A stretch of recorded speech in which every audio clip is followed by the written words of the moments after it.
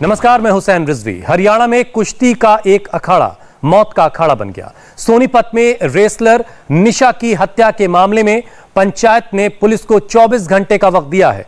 24 घंटे का अल्टीमेटम दिया है। इस वक्त की बड़ी खबर, सोनीपत पुलिस ने कत्ल के आरोपी कोच पवन पर इसी बीच 1 लाख रुपए का इनाम घोषित कर दिया है। वांटेड के पोस्टर जारी किए गए हैं। गांव वालों ने पुलिस को कार्रवाई के लिए 24 घंटे का वक्त दिया है। पुलिस से दोषियों को जल्द पकड़ने के लिए कहा गया है। पूरे इलाके में तनाव फैला है। भारी तादाद में पुलिस बल की तैनाती करनी पड़ी है। तो कुश्ती का एक अखाड़ा मौत का अखाड़ा बन गया। रेसलर निशा और उसके भाई की हत्या कर दी गई और आरोप उसी के कोच पर है।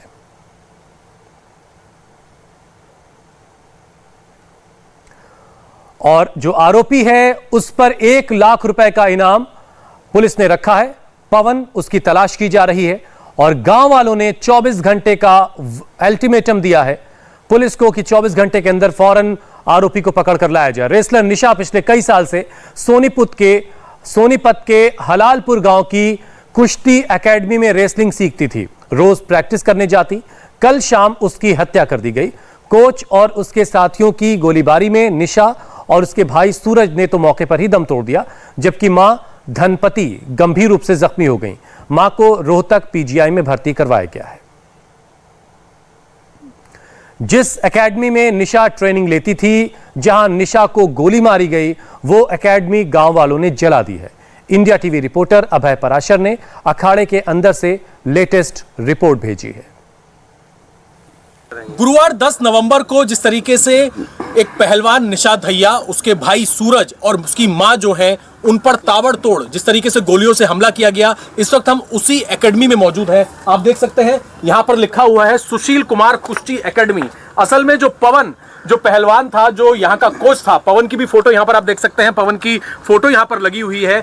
पवन जो है वो सुशील कुमार को काफी ज्यादा मानता था और इस एकेडमी की जब ओपनिंग हुई थी तो सुशील कुमार यहाँ पर आए थे। तब से ही इस एकेडमी का नाम सुशील कुमार एकेडमी रख दिया था। और इसी एकेडमी में बुधवार को यहाँ पर ताबड़तोड़ गोलियां चली। असल में यहाँ का, पहले मैं आपको पूरे हालात यहाँ पर दिखा दूं। जगह जगह यहाँ पर फिलहाल क्राइम सीन बनाए गए हैं। ये आप यहाँ पर पोस्टर देख सकते हैं, सुशील कुमार कुश्ती एकेडमी।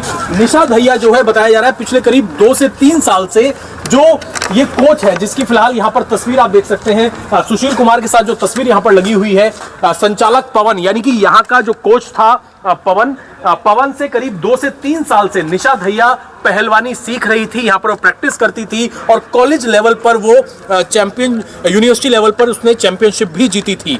ये बताया जा रहा है कि निशा धैया जो है वो कल सुबह भी इस एकेडमी में आई थी प्रैक्टिस करने के लिए, लेकिन उनकी तबीयत ठीक नहीं थी। दोपहर को वो दवाई लेने के लिए निकली, लेकिन परिवार के मुताबिक जैसे ही वो एकेडमी में यहाँ पर पहुंची तो पवन ने घर पर कॉल किया और कॉल करके बताया कि निशा की तबीयत जो है वो ठीक नहीं है, इसीलिए उन्हें यहाँ पर बुलाया। और इस एकेडमी में जैसे ही निशा धैया, उनका भाई सूरज और उनकी मां धनपति धैया जैसे ही वो यहाँ पर पहुंची, अचानक से आप देख सकते हैं यहाँ पर जो पूरा क्राइम सीन इस वक्त सोनीपत पुलिस ने यहाँ पर बनाया हुआ है।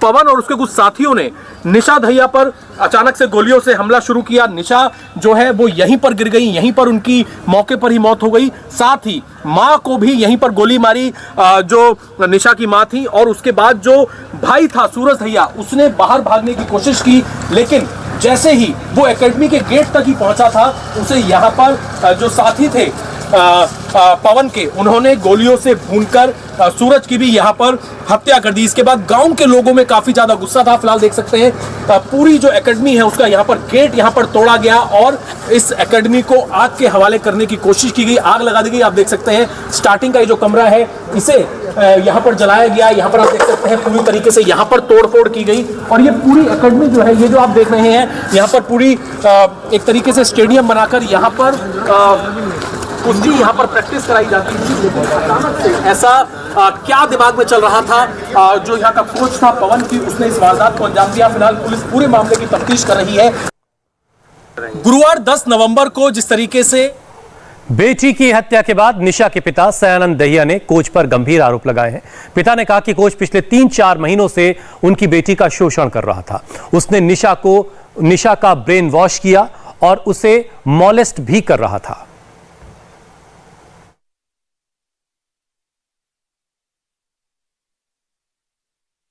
आपको क्या लग रहा है कि जो कोच है पवन, इसने क्यों ऐसा करा, क्यों उसने गोली मारी? और यहाँ पर निशा कब से सीख रही थी यहाँ पर पहलवानी इस एकेडमी में? ये पहले नांगल ठाकरान में सीखती थी, लेकिन इसने उस कोच से झगड़ा करके बुआने मलक से इसने थोड़ा सा चलाया डिपो के पास। वहाँ कुछ बच्चों को बैक आकर के ले गया, उसमें मेरी लड़की भी थी। इसने लड़की का ब्रेन वॉश कर दिया बुरी तरह से। ऐसा था, फिर ये मोलेस्ट भी किया है लड़की को 3-4 महीने से। तो लड़की ने बताया था 3 दिन 4 दिन पहले अपनी मम्मी को, फिर लड़की को पता चल गया परसों। तो लड़का और ये जो पहले वो गई हुई थी उधर एकेडमी में, वहाँ से फ़ोन किया उन्होंने। तो ये भी इसके लड़का मेरा और मेरी मिसेज भी गई, इन्होंने वहाँ ऑब्जेक्शन किया, भैया ऐसा क्यों कर रहे हैं। लड़के ने भी कहा होगा, तो अब पता नहीं क्या हुआ उधर उसने। तो फिर रिवॉल्वर ने पिस्टल निकाली और जो गोली मार दी इसने सीधी।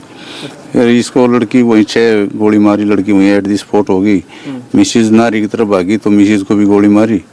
फिर इधर लड़का गांव की तरफ भाग गया, तो ये 500 मीटर गांव की तरफ भाग गया। तो नहर पार करके पीछे गाड़ी लगा करके लड़के को घेर के वहाँ भी गोली मारी लड़के को। अच्छा, निशा ने ये बात बताई थी 3-4 दिन पहले कि छेड़खानी उसके साथ की जा रही है, पर एकेडमी में या एकेडमी में की जा रही थी। अपनी मम्मी को बताई थी, मेरे को तो मेरे से बात नहीं करती थी, अपनी मम्मी को ही बताई थी।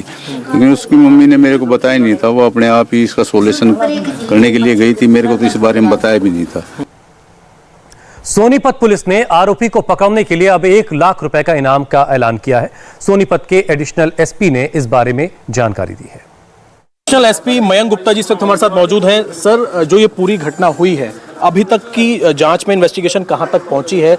आरोपियों के बारे में कोई जानकारी मिल पाई है, पवन या जो उसके बाकी के जो साथी थे? हाँ, पवन का नाम सबसे पहले सामने आया, उसके अलावा उसके अन्य साथी भी हैं।